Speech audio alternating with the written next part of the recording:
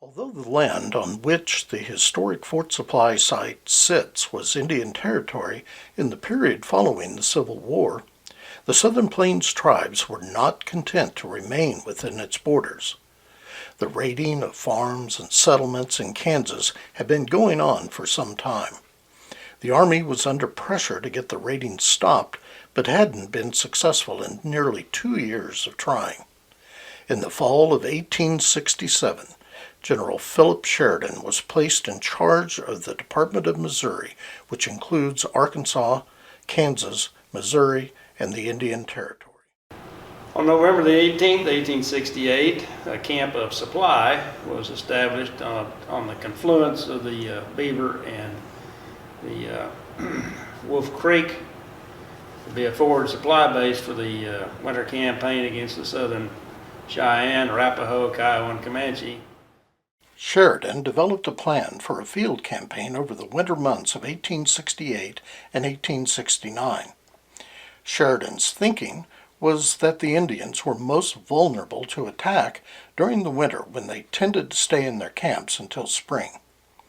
Sheridan also believed that the Indians would least expect the Army to wage war during the winter, as military operations tended to also slow. Custer and the U.S. 7th Cavalry arrived a few days later. Custer was anxious to get out into the field, but Sheridan was waiting for the arrival of the 19th Kansas Volunteer Cavalry coming from Topeka. The Kansas Cavalry had been delayed by a series of snowstorms, and in the end were nearly 3 weeks late in arriving. In a driving snowstorm, on the 23rd of November 1868, Lieutenant Colonel George Custer and the 7th Cavalry marched out of Camp Supply to try to locate bands of Indians that were responsible for depredations in Kansas during the previous summer. And they rode for several days and found the winter encampments along the Washita River and immediately attacked the Cheyenne camp of Black Kettle and his band. The attack on the Black Kettle band's encampment was devastating. When the shooting stopped, the only remaining survivors were women and children, numbering 53. Custer reasoned that if the Cheyenne couldn't mount, they couldn't fight. He ordered the shooting of 600 plus of the band's ponies, holding out enough as trophies for his officers and mounts for his captive. When the attack was done at Washita, they were getting ready to leave. Custer was making sure that he had his captives on horses. They were ready to go. And before the women were on horses, they were told to stand in a line together, and because Custer and his soldiers knew that the warriors were coming to save the women and the children. Custer had taken those women and him and his men had stood behind the women for a shield for protection, because they knew that the warriors would not attack or shoot for fear of hurting us, the women, and our children. Custer brought the 53 captives, all women and children, back to Camp Supply. They were immediately sent on to Fort Hays, Kansas, which had facilities to handle large numbers of prisoners. By the late spring of 1869, the captives were back at Camp Supply. By then, the flat area to the east of the historic site had become the temporary agency for the Cheyenne and Arapaho. In 1869, also, it became the agency for the Cheyenne Arapaho. This is where their annuity warehouses were built and where the tribes would come for their goods distributions. Then in early 1870, the new Indian agent Mr. Darlington determined that he would rather have the agency about 100 miles south on the North Canadian River, and Fort Supply ceased to be the agency. But the immediate area was where the Cheyenne Arapaho really wanted to be, but the agent more or less forced them to move to the. They went to Fort Hays, and then the spring of '69, they did come back to Fort Supply. Things had changed because Camp Supply, Fort Supply had become an area of protection. We now, as Cheyenne and Arapaho people, we had somebody to protect us. Even though we knew that we had some protection because of everything that had happened, we felt that we always had to watch. By early 1869, Camp Supply, as it was now known, was becoming more of a permanent outpost in the frontier of Western Indian Territory. It was a supply base for the winter campaign, and then it continued as a base to act as a buffer between the Cheyenne, Arapaho, Kiowa, and Comanche, and the citizens of Kansas. The first troops at Camp Supply were contingents of the 3rd Infantry and a good portion of the regiment of the 10th Cavalry, which were the African American soldiers known as Buffalo Soldiers. In September of 1874 through the spring of 1875, Camp Supply was a forward supply base for another campaign against the Indians who lived on the reservations to the south of the post, the Kiowa, the Comanche, the Cheyenne, and Arapaho. This was called the Red River War of 1874 and 75. The last major military operations that came out of Camp Supply.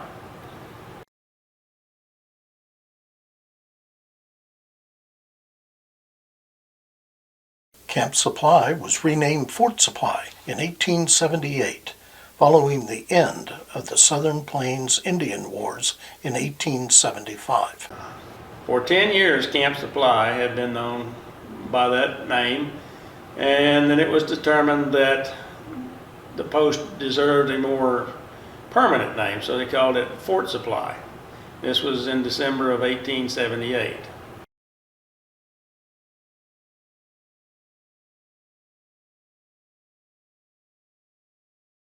Since its inception in 1868, the fort's mission evolved, in its own way keeping up with the times. The roles and missions of soldiers at Fort Supply changed over the next couple of decades. With the end of the Indian Wars, the Army soon found themselves in the role of peacekeepers and were assigned the mission of expelling so-called boomers, those who were trespassing on tribal land inside the Indian Territory. In early 1879, Fort Supply soldiers were ordered to expel boomers, those who were illegally trespassing into the Cherokee Outlet and the other unassigned lands in Indian Territory. You know, knowing that we had a place of refuge, you know, that didn't happen until after the Red River War. And the soldiers, their job, their responsibility had changed. We no longer should have, or we didn't have any reason to feel like we were captives anymore.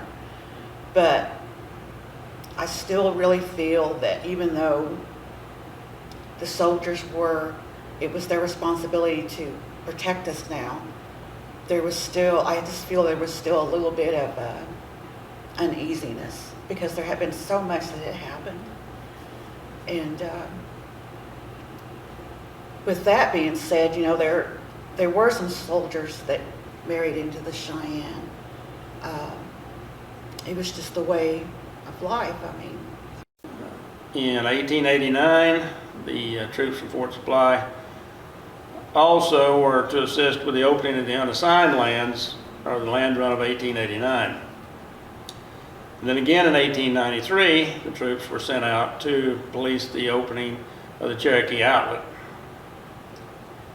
Throughout the post's life, the most important mission was to patrol the Cherokee Outlet and the Cheyenne Arapaho Reservation. They were to keep unauthorized persons out of the region and just maintain the peace between the Indians and any Anglos in the region.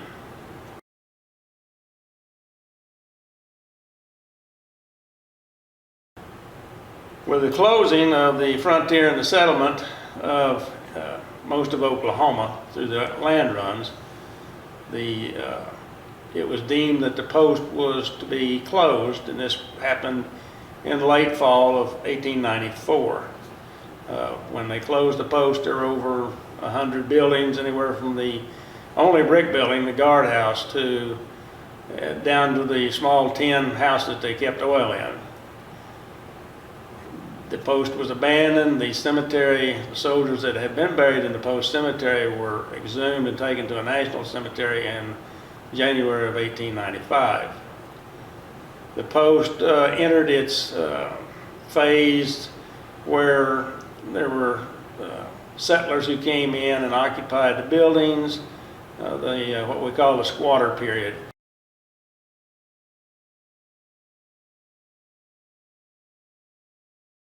Until 1908, when the post buildings were turned over to the state of Oklahoma to become the state's first mental institution, Western Oklahoma Hospital.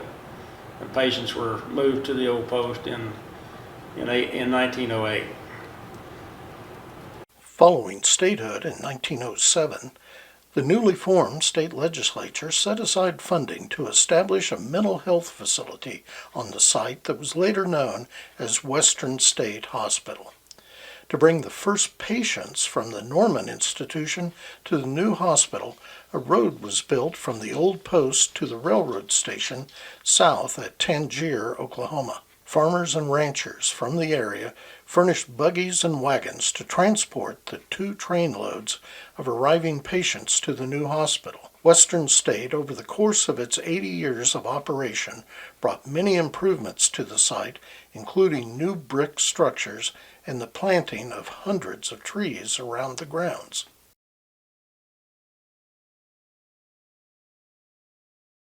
The Western State Hospital operated as such until 1988, when the Oklahoma Department of Corrections took over the site to establish the William S. Key Correctional Center. July 1st, 1988, the Oklahoma State Legislature designated the Fort Supply Historic Site in Senate Bill number 403. In December of 1988, the unused buildings from the post, the old post that were not used by the hospital, were designated as William S. Key Correctional Center.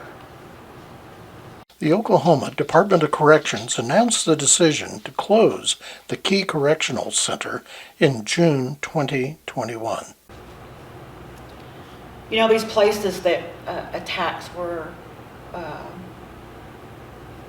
done, and places that we lived, where we were for any amount of time, like for instance, Fort Supply, Camp Supply, Little Bighorn, Sand Creek. Fort Supply is just like those in the sense that it's sacred ground. Not only that, I have loved ones that are laid to rest there. I know that I'm connected to those ancestors because there was a historian, he's gone now, bless his heart. But he had said that if you go back far enough, because we were being annihilated, kind of forced us to continue our bloodline, our way of life. So he had told me that if you go back far enough, we're all related. Because at one time, we did everything we could to survive the Cheyenne, so that Cheyenne could live on.